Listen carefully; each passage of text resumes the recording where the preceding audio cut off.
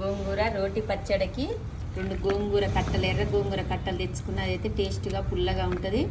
మంచిగా కడిగి వేయించి పెట్టుకున్న పచ్చిమిర్చి వేయించిన, దాంట్లో కావాల్సిన సాల్ట్, ఎండుమిర్చి, ఉల్లిపాయలు వేయించి పెట్టుకున్న, 2 స్పూన్ల జీలకర్ర, 2 స్పూన్ల మెంతులు వేయించి పెట్టుకున్న.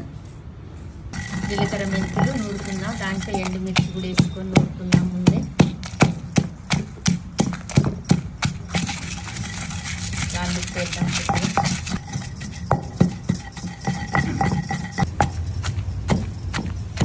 గోంగూర పచ్చిమిర్చి మంచిగా కలుపుకుంటూ మెత్తగా నూరుకుందాం.